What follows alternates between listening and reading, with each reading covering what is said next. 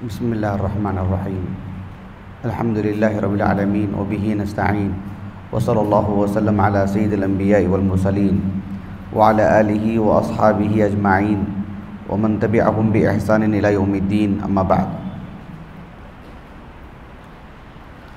मैं आज की इस नशिस्त में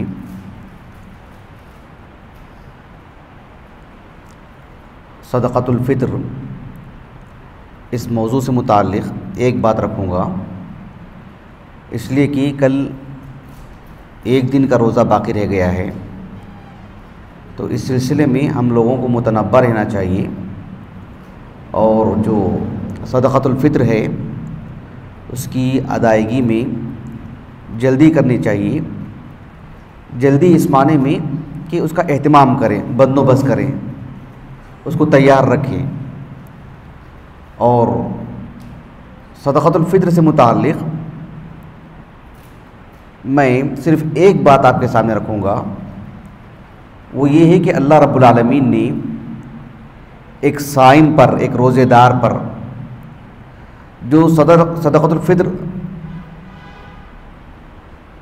का मुकल्लफ़ बनाए हैं, इसकी क्या हिकमतें हैं। कुछ हिकमतें तो हदीस में ज़िक्र की गई हैं और कुछ हिकमतें अहले इल्म ने इस्तिखराज करके बताए हैं। वो बातें मैं आपके सामने रखूँगा इंशाअल्लाह। सदक़तुल फ़ित्र एक मुसलमान अपनी जो रोज़ीना की आम ग़िज़ा एक सा के तौर पर जो निकालता है, अदा करता है, इसका जो शरई हुक्म है वो वाजिब है हर मुसलमान पर, मर्द हो कि औरत हो, बड़ा हो छोटा हो, सब पर अल्लाह रब्बुल आलमीन ने इसको फ़र्ज़ करार दिए हैं। बल्कि ये जो सदक़तुल फ़ित्र है इसके वाजिब होने से मुताल्लिक़ अहले इल्म का इजमा है। शुरू दिन से उलमा इसके वजूब पर इजमा नकल की हैं।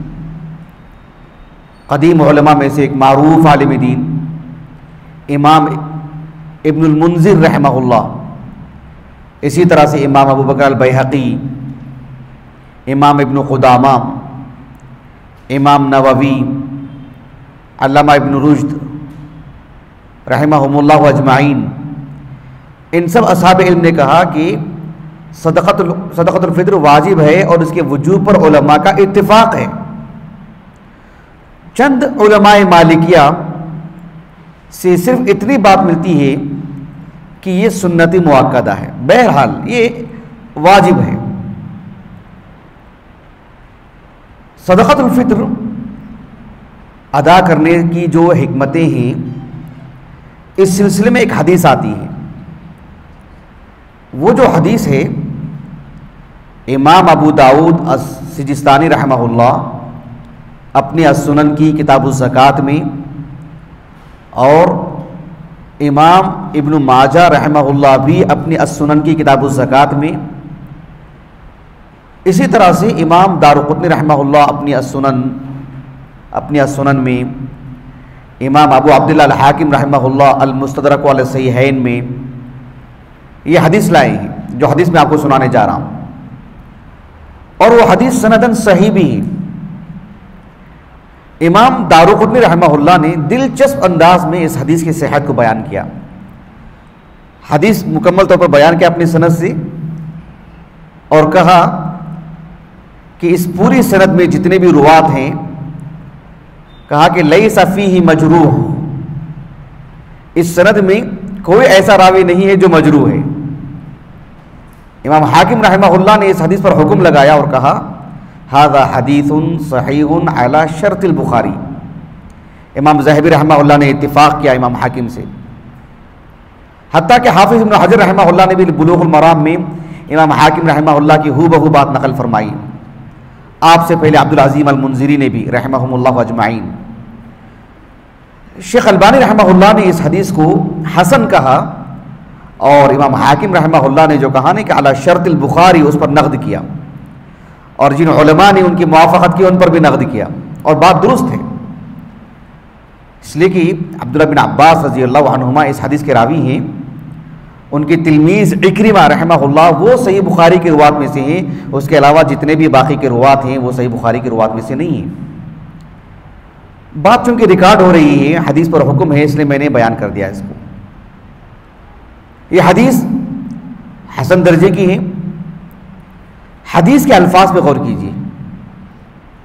अब्दुल्लाह बिन अब्बास रज़ी अल्लाह अन्हुमा कहते हैं, फ़रज़ रसूलुल्लाह सल्लल्लाहु अलैहि वसल्लम ज़कातुल फ़ित्र, अल्लाह के रसूल सल्लल्लाहु अलैहि वसल्लम ने ज़कातुल फ़ित्र को वाजिब करार दिया है, फ़र्ज़ करार दिया है, ये लाजिम है, इसको अदा करना ही है।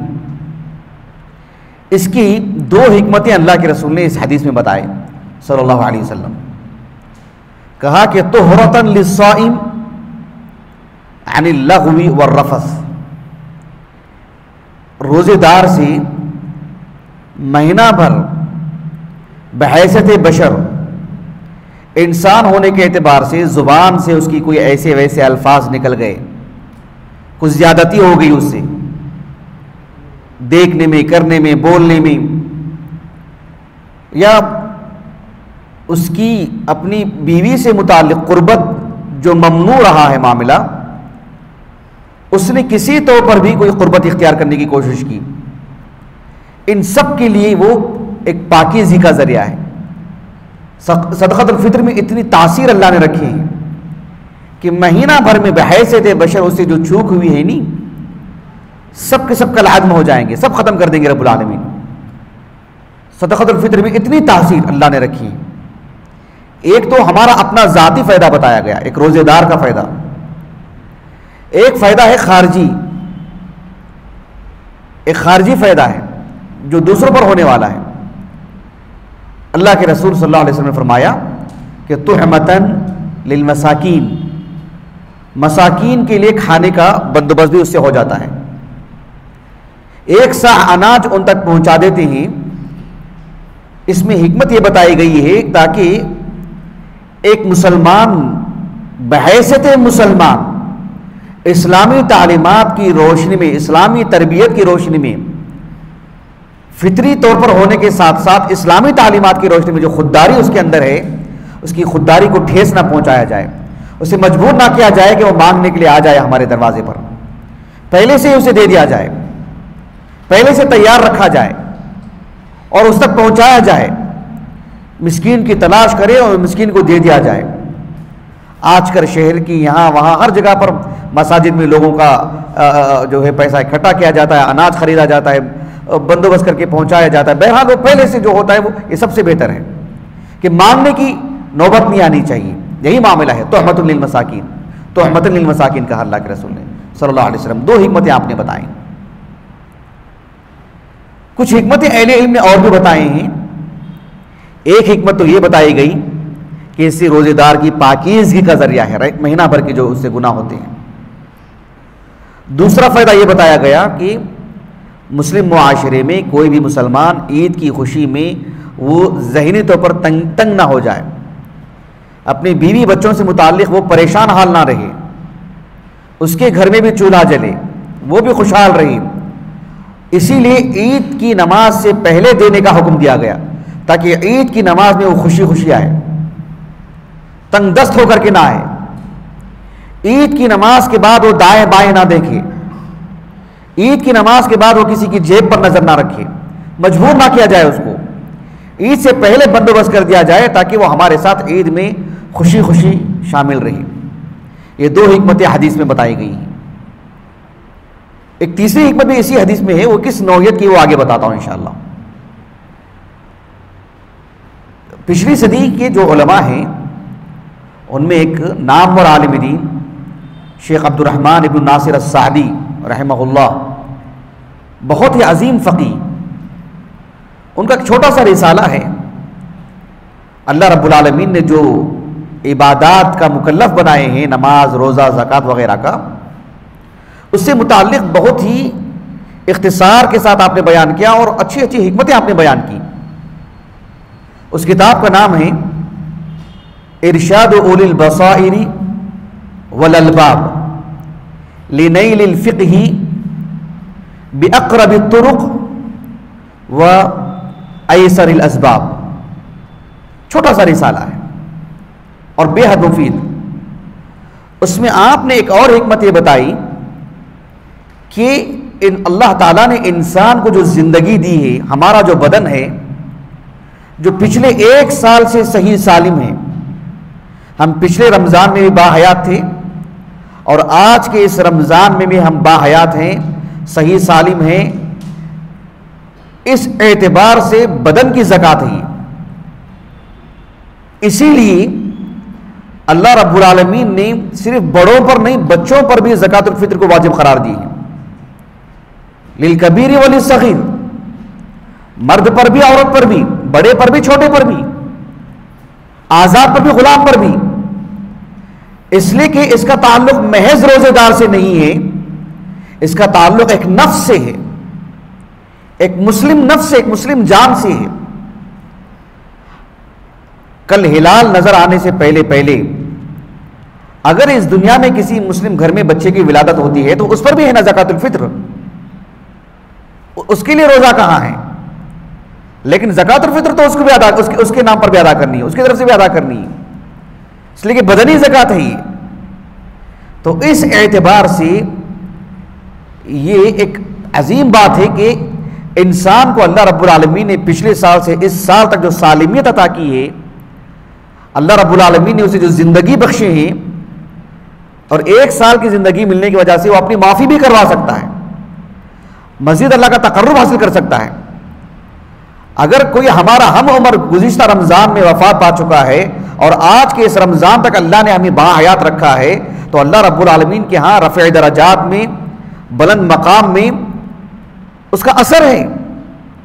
1 साल ज़ायद मिलता है, रमज़ान उसकी ज़िंदगी में मजीद आता है, तो उसका जो हम उम्र होता है उसके मुकाबले में इसका मकाम बढ़ जाता है। ये तो नस्स से साबित है, अब मैं उस तफसील में नहीं जा सकता हूँ। तो ये एक फ़ायदा है। शेख सादी रहमहुल्लाह ने चंद सुतूर के बाद एक और फ़ायदा बताया।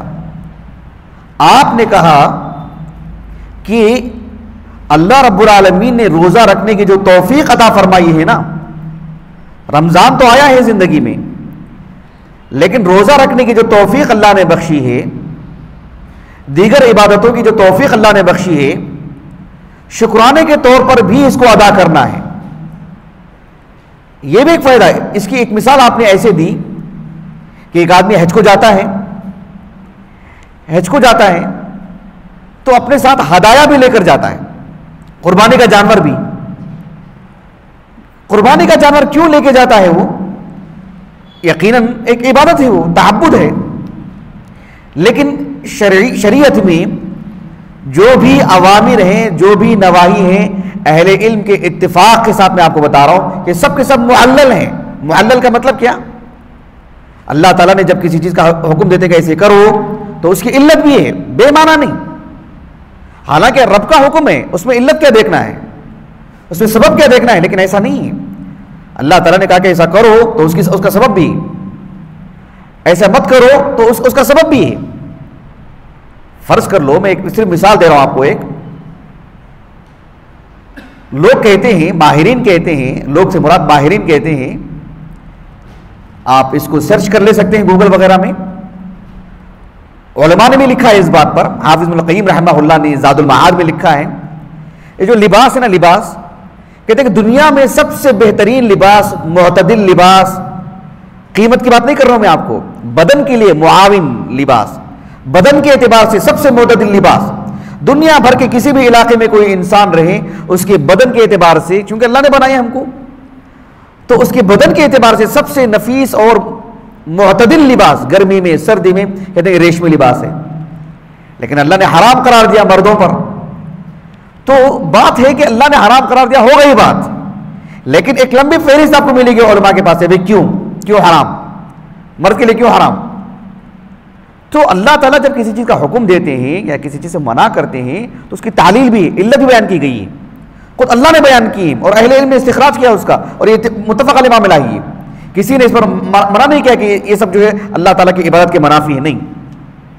अच्छा, मैं ये कहना चाह रहा था इस तनाजुर में कि जिस तरह से एक शख्स हज के लिए जाता है, अपने साथ वो कुर्बानी का जानवर जो लेकर के जाता है या उसके नाम पर जो कुर्बानी का जानवर है, वो अल्लाह रब्बुल आलमीन की तरफ से उसे इबादत का जो मौका इनायत किया गया है उसके लिए शुक्राने के तौर पर।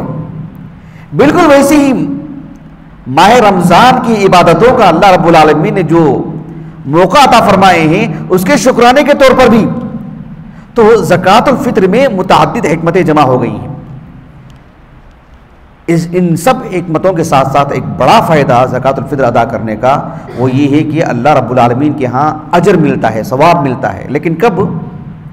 अल्लाह के रसूल ने कहा सल्लल्लाहु अलैहि वसल्लम, उसी हदीस में जो हदीस मैंने आपको सुनाई है, मन अद्दाहा क़ब्ल अस्सलाह फ़हिय ज़कातुन मक़बूलतुन, जो नमाज से पहले अदा करेगा उसकी जो ज़कातुल फित्र है वो मकबूल है, वो अदा हो जाएगी अल्लाह के यहाँ उसके लिए अजर।